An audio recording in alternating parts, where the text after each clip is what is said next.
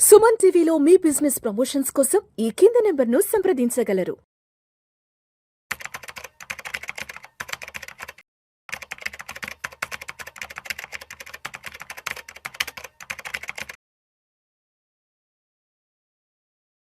నమస్తే, welcome to Vishnu talks. నేను మీ విష్ణు. ఇప్పుడున్న మార్కెట్ కండిషన్స్లో రియల్ ఎస్టేట్లో పెట్టుబడులు పెట్టాలా లేదంటే మరికొద్ది రోజుల పాటు వెయిట్ చేయాలా? ఇది ఇప్పుడు ప్రతి ఒక్కరి మదిలో ఉన్న ఆలోచన. ఒకవైపు ప్రాపర్టీ ధరలు పెరుగుతున్నాయి, మరోవైపు వడ్డీ రేట్లు కూడా మారుతున్నాయి. మరి ఇటువంటి నేపథ్యంలో అసలు రియల్ ఎస్టేట్లో మన పెట్టుబడులు ఎలా పెట్టాలి? ఇటువంటి అన్ని రకాల ప్రశ్నలకు సమాధానం తెలియజేసేందుకు ప్రస్తుతం నాతో పాటు ఒక ప్రత్యేక అతిథి ఉన్నారు. సో వారు రియల్ ఎస్టేట్లో అనుభవజ్ఞులు, అదేవిధంగా మార్కెట్ కండిషన్స్ పై మంచి అవగాహన ఉన్న మార్కెట్ నిపుణులు. వారే అర్జున్ వీరా. సో వారితో మాట్లాడి మరి ఇప్పుడున్న సిచ్యువేషన్స్లో అసలు రియల్ ఎస్టేట్ ఎలా ఉంది అండ్ రాబోయే 5-10 సంవత్సరాలలో రియల్ ఎస్టేట్ మార్కెట్ ఎలా ఉండిపోతుంది, ఇటువంటి అన్ని రకాల ప్రశ్నలకు సమాధానంగా వారి నుంచే అడిగి తెలుసుకుందాం. అర్జున్ గారు నమస్తే sir. Hi sir. So Arjun garu, stages of investments in real estate అంటే ఏం చెప్తారు?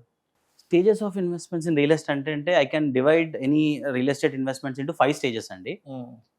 ఇది జనరలీ అందరికీ తెలియకపోవచ్చు ఇది, but earliest stage of investors ఏంటంటారు? సీడ్ ఇన్వెస్టర్స్ అంటారు. Seed investors, these are the people who purchase land by themselves. Land సెక్యూరిటీస్తో ఎంటర్ అవుతారు. ల్యాండ్ వాళ్ళ పేరు మీద ఉంటుంది. ఓకే, దాని మీద డెవలప్మెంట్ అగ్రిమెంట్స్తో బిల్డర్ డెవలప్మెంట్స్ చేసుకుంటారు అనమాట. వాళ్ళు సీడ్ ఇన్వెస్టర్స్. జనరలీ మీరు వినే ల్యాండ్ లార్డ్ షేర్స్ ఇలాంటివి. Then comes just new launch స్టేజ్లో ఉన్నప్పుడు, అర్లీ స్టేజ్లో ఉన్నప్పుడు people will enter with lot of securities.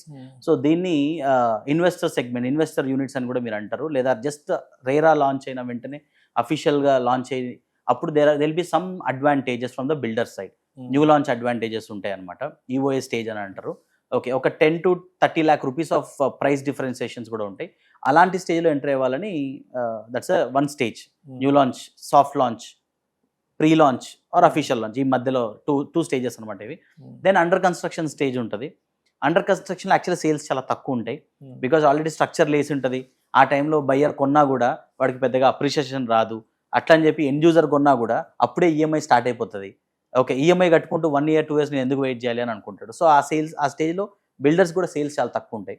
Then comes the OC వచ్చిన స్టేజ్ అనమాట, రెడీ టు మూవ్ స్టేజ్ అనమాట.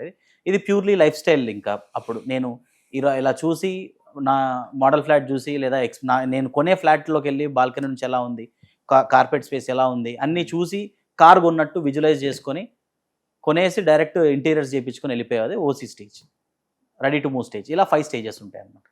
రీసెంట్ టైమ్స్లో రియల్ ఎస్టేట్కి సంబంధించి మనం ఎక్కువగా వింటున్న కంప్లైంట్స్ ఏంటంటే ప్రీ లాంచ్ ఆఫర్ల పేరుతో కరెక్ట్ ఇలా మోసం చేస్తున్నారు. ప్రీ లాంచ్ ఆఫర్ పేరుతో మా దగ్గర డబ్బులు తీసుకున్నారు, బట్ ఇంకా అపార్ట్మెంట్ మాకు రెడీ చేసి ఇవ్వలేదు. ఓకే, 4 ఏళ్ళు అవుతుంది, 5 ఏళ్ళు అవుతుంది, 10 ఏళ్ళు అవుతుంది, డబ్బులు కట్ చేసుకున్నారు, బట్ ఇంకా హ్యాండ్ ఓవర్ చేయలేదు అనే కంప్లైంట్ ఎక్కువ వినిపిస్తుంది. కాబట్టి ఈ ప్రీ లాంచ్ ఆఫర్కి మీరు ఏం చెప్తారు దీని గురించి? ఫస్ట్ థింగ్ అండి, any first time buyers or any investors should not enter into pre launch segment. Pre లాంచ్లో రేరా ఆల్రెడీ వచ్చేసి సాఫ్ట్ లాంచ్ జరుగుతుంది అనమాట. అంటే అఫీషియలీ రేరా వచ్చేసింది, ప్లాన్ ఫ్రీజ్ అయిపోయినాయి, పర్మిషన్స్ అన్నీ వచ్చేసినాయి, ఓకే, కన్స్ట్రక్షన్ స్టార్ట్ అయింది. ఇటువంటి స్టేజెస్లో మనము ఒక post dated cheques, EOI collections చేస్తారనమాట. ఓకే, అంటే you're not paying anything, you're just showing your expression of interest అంటారు. ఇవి big builders everybody will do it because to understand the market, how much percentage of people are interested in my project అని చెప్పి. Okay, then they will be an official launch day. ఆ రోజు token ప్రకారం అందరూ అక్కడికి వెళ్తారు. అలాంటి స్టేజెస్లో ఎంటర్ అవ్వడం కరెక్ట్. కానీ వన్ టైం పేమెంట్స్లో, ప్రీ లాంచ్లో అది బికాస్ ప్రీమియం బిల్డర్స్ ఎప్పుడు తీసుకోరు one time payments or anything. Generally తెలియక చేసే ఈ ప్రాసెస్లో చాలా మంది మిస్టేక్స్ అయ్యే ఛాన్సెస్ ఉంటాయి బిఫోర్ పర్మిషన్ సెంటర్ అయితే. అప్పుడు అండ్ హైదరాబాద్ విషయానికి వస్తే మేజర్గా అంటే రియల్ ఎస్టేట్కి సంబంధించి ఇక్కడ ఎక్కువ మంది ఫేస్ చేస్తున్న ఇబ్బందులు కానివ్వండి, లేదంటే ఫ్రాడ్స్ విషయంగా మేజర్గా జరుగుతున్న ఫ్రాడ్స్ ఏమున్నాయి హైదరాబాద్లో? జనరల్గా జరిగేటివి ఇన్వెస్టర్స్కే జరుగుతాయండి. బేసిక్గా వెరీ ఫ్యూ స్టేజెస్, రేరా వచ్చిన ప్రాజెక్ట్స్ కూడా కన్స్ట్రక్షన్ అవ్వలేని పరిస్థితుల్లో చాలా very very very rare stages, 1 or 2 out of 100 జరుగుతాయి. అలాగని అదర్వైజ్ ప్రీ లాంచ్ స్టేజ్లో చాలా మంది డబ్బులు పెట్టేసి వన్ టైం పేమెంట్స్లో ఇన్వెస్టర్స్ పెట్టేసి 2 yearsలో వచ్చేస్తా 3 yearsలో వస్తుందని కాదు. అలాంటి స్టేజ్లో మీరు ఎంటర్ అవుతున్నప్పుడు కూడా ప్రిపేర్ అయ్యి ఉండాలి. అట్లీస్ట్ 5 years to 6 years పట్టినా నాకు ప్రాబ్లం లేదనుకున్న వాళ్ళు అలా ఎంటర్ అవ్వాలి. బట్ అదర్వైజ్ ఆ స్టేజ్లో చాలా మిస్టేక్స్ జరుగుతాయి. Right.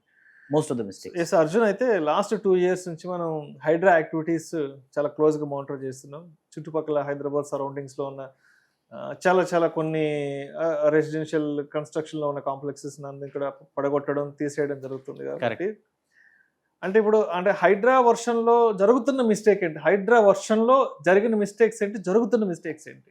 Okay, so first of all HYDRAA was a nightmare for most of the builders అండి. Exactly, it's nightmare. Okay, అంటే ఒకప్పుడు 2-3 years బ్యాక్ ప్రాజెక్ట్లో లేక్ వ్యూ అని పెడితే చాలా sales అయ్యేటివి.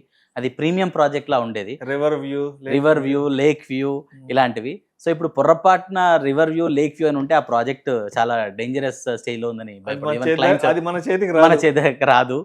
And Hydraa was like an out of nowhere suddenly night భూకంపం వచ్చేసినట్టు. అది ఒక అడ్వాంటేజ్ అయిండొచ్చు, కానీ బట్ చాలా మంది ఇన్వెస్టర్స్ కి మార్కెట్ చాలా పాజిటివ్గా వెళ్ళే టైంలో ఒక ప్యానిక్ అయితే క్రియేట్ చేసింది. ఎండ్ యూజర్స్ కి చాలా ప్యానిక్ క్రియేట్ చేసింది అండ్ బయర్స్ కి చాలా ప్యానిక్ క్రియేట్ చేసింది. దీనివల్ల after effects of HYDRAA, long term benefits definitely హైడ్రాకి ఉన్నాయి, కానీ షార్ట్ టర్మ్ డ్యామేజెస్ కూడా చాలా జరిగాయి. So that is the only thing. ఇంకొంచెం ఎందుకంటే గవర్నమెంట్ పర్మిషన్స్ ఇచ్చిన తర్వాత గవర్నమెంటే కూల్ చేయడం అనేది ఎండ్ యూజర్స్, ఒక ఆర్డినరీ ఒక కష్టపడి ఒక 50 లక్షలు 60 లక్షలు కూడబెట్టుకుని ఒక ఇల్లు కొన్నోడికి వాడు యూనో ఎలక్ట్రిసిటీ బిల్ కడుతున్నాడు, ప్రాపర్టీ ట్యాక్స్ కడుతున్నాడు. That means he's feel it is legally clear.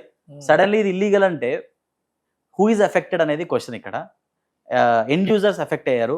అమ్మినవాడు బాగానే ఉన్నాడు, పర్మిషన్స్ ఇచ్చిన వాళ్ళు బాగానే ఉన్నారు, కానీ ఎండ్ యూజర్ ఎఫెక్ట్ అయ్యాడు. అది కాకుండా కొంచెం సేఫ్ గార్డ్ చేస్తే ఇంకొంచెం better. That's what I personal especially Hydraa విషయానికి సంబంధించి ఒక కామన్ మ్యాన్ కి ఉన్న పెద్ద డౌట్ ఏంటంటే, సరే అండర్ కన్స్ట్రక్షన్ లో ఉందో లేదంటే ఆల్రెడీ రన్నింగ్ లో ఉన్న బిల్డింగ్ వచ్చి కూలదోసేస్తున్నారు కదా, అసలు అక్కడ ఫస్ట్ పర్మిషన్ అప్రూవల్ చేసేటప్పుడు తెలియదా? అసలు అక్కడ ఫస్ట్ భూమి పూజ చేసేటప్పుడు, ఫస్ట్ స్టోన్ పెట్టేటప్పుడు తెలియదా ఈ ప్రాంతంలో అసలు కన్స్ట్రక్షన్ చేయకూడదు, ఇది కన్స్ట్రక్షన్కి అనువైన ప్రాంతం కాదనో లేదంటే ప్రభుత్వ భూమి కాదనో సంగతి అప్పుడు కదా. అసలు అప్రూవల్ ఇచ్చిన వాడిని కదా కొట్టాల్సింది. ఎగ్జాక్ట్లీ, అప్రూవల్ ఇచ్చిన వాడిని కదా కొట్టాల్సింది. బట్ ఎందుకు అప్రూవల్ ఇచ్చిన వాడిని కొట్టకుండా 50 లక్షలు ₹1 కోటి పెట్టి కొని ఎంతో డ్రీమ్తో ఒక సొంత ఇల్లు కళ నిజం చేసుకుని దాంట్లోకి వెళ్ళిన ఒక 6 నెలలకో సంవత్సరంకో వచ్చి ఇలా హైడ్రా లేపేయడం అనేది కరెక్ట్ కాదు కదా. 100%. ఫస్ట్ ఎవడైతే గవర్నమెంట్ లో కూర్చొని అక్కడ సంతకాలు పెట్టి స్టాంప్ వేసి అప్రూవల్ ఇచ్చాడో వాడిని కదా కొట్టాలని ప్రతి ఒక్కరు ఒక కామన్ మ్యాన్ అనుకున్న ప్రశ్న. అవునండి, చాలా అగ్రెసివ్ గా కూడా ఉన్నారు, దానిపై అగ్రెసివ్ గా ఉన్నారు. అంటే ఇప్పుడు మనం హైదరాబాద్ లో రియల్ ఎస్టేట్ లో ఇన్వెస్ట్ చేయాలని ఇప్పుడు ఆలోచనలో ఉన్నవాడు రేపన్న రోజు అదే హైడ్రా మన దాకా రాకుండా ఉండాలి అంటే మనము తీసుకోవాల్సిన జాగ్రత్తలు ఏంటి? లొకేషన్ సెలక్షన్కి సంబంధించి, అదేవిధంగా గవర్నమెంట్ పర్మిషన్కి సంబంధించి ఎటువంటి విషయాలను 1-10 సార్లు చెక్ చేసుకోవాలంటారు? రైట్ అండి, ఇది actually it's a very big important question. ఇది యాక్చువల్లీ చాలా మందికి ఒక అవేర్నెస్ క్రియేట్ అయింది. అంటే కొన్నిసార్లు స్మూత్గా చెప్తే అర్థం కాదు, భయపడిచి చెప్పినప్పుడే అర్థమవుతుంది, అంటే దెబ్బ తింటే కానీ అర్థం కాదు అన్నట్టు. చాలా మందికి ఈరోజు ఒక ప్యానిక్ క్రియేట్ అయ్యి any house selection or plot selection they are looking whether there is a nala or any river close by అనేది చెక్ చేసుకుంటున్నారు. ఆ 25 meters బఫర్ ఉందా లేదా అనేది కూడా చెక్ చేసుకుంటున్నారు. గుడ్ థింగ్ ఏంటంటే ఆన్లైన్ మన వెబ్సైట్స్లోకి వెళ్ళినా కూడా ఇమీడియట్గా బఫర్ జోన్ ఏది, నాన్ బఫర్ జోన్ అనేది కూడా ఐడెంటిఫికేషన్స్ చాలా ఈజీగా మనం చేయగలుగుతాం. దీనివల్ల కొంచెం కాన్షియస్ డెసిషన్ వచ్చింది. బట్ అయినా మనం ఎప్పుడైనా కూడా ఒక ఆర్డినరీ మ్యాన్, ఒక ఆర్డినరీ పర్సన్, ఒక మైండ్ సెట్ నుంచి కూడా మనం ఆలోచించాలి. అంటే మనకు ఐ టెల్ దిస్ అండి, స్కూల్లో మనకు నేర్పించేది స్కొలాస్టిక్ ఎడ్యుకేషన్, చదవడము రాయడం వస్తే దాన్ని స్కొలాస్టిక్ ఎడ్యుకేషన్ అంటారు. డిగ్రీలు, ఇంజనీరింగ్లు, డాక్టర్స్, లాయర్స్ ఇవన్నీ ప్రొఫెషనల్ ఎడ్యుకేషన్, మనం అక్కడే నేర్చుకుంటాం. బట్ రియల్ లైఫ్లోకి వచ్చిన తర్వాత 2 educations are very very important. One is financial education. Okay, అంటే మనీ, ఈరోజు రియల్ లైఫ్లో మనీ అనేది చాలా చాలా ఇంపార్టెంట్. సో ఆ మనీని ఎలా సంపాదాలి, మనీ మన కోసం ఎలా పనిచేయాలి, దీని అంతటిని ఫినాన్షియల్ ఎడ్యుకేషన్, అసెట్స్ ఏంటి, లయబిలిటీస్ ఏంటి, ఇవి. ఇంకొక మేజర్ థింగ్ ఏంటంటే మన లా ఏముంది.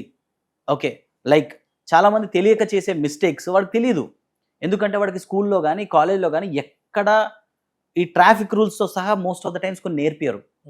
ఓకే, అలా చిన్నవే కానీ వాడు అంటిల్ అన్లెస్ వాడు దాని ఇంపాక్ట్ ఎంత ఉంటుంది అది ఒక ఎనీ విషయం, not only this, road traffic rules అవ్వచ్చు, లేదంటే హ్యూమన్ రిలేషన్స్లో అవ్వచ్చు, లేదంటే లీగల్ ట్యాక్స్ స్కిప్ చేస్తే వచ్చే కాన్సిక్వెన్సెస్ అవ్వచ్చు, ఇలాంటిది కూడా ఖచ్చితంగా కొంచెం ఎక్కడో చోట వాళ్ళకి నేర్చుకునే పుష్ ఉంటే వాళ్ళు ఈ మిస్టేక్స్ అవాయిడ్ చేయగలుగుతారు. లేదంటే ఓన్లీ వే మన ఇక్కడ కంట్రీలో ఏంటంటే మిస్టేక్ చేసే నేర్చుకోవాలి.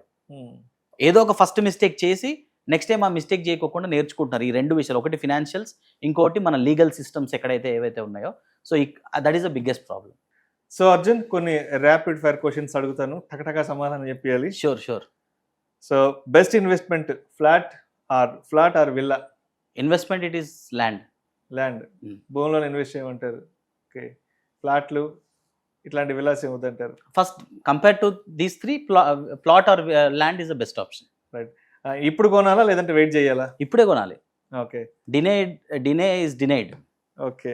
అండ్ ఈఎంఐ లేదా rent? Using EMI advantage is always a bet. Only way to use loan for building asset. That's a right asset. Right debt, wrong debt అంటారు.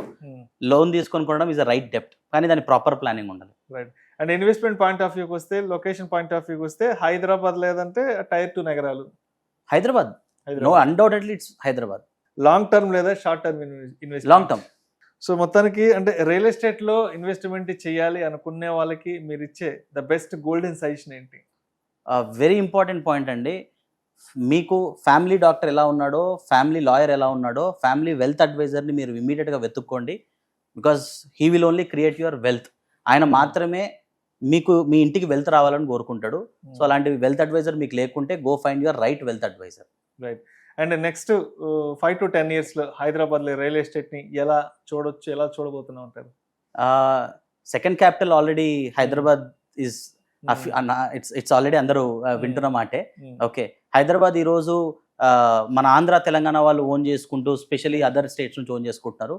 Hyderabad is going to be like a Dubai or any New York లాంటి places అండి. Because out of the world people will come and invest. So you should look into lot of growth is happening in the next 10 years. Right. And ఇప్పటి నుంచి చూస్తే ధరలు పెరుగుతాయి అంటారా, లేదంటే అక్కడ స్టాగ్నెట్ అయిపోతాయి అంటారా? నో, పెరుగుతాయండి. Definitely there are few areas organic growth ఉంటుంది based on the cost of inflation base చేసుకొని.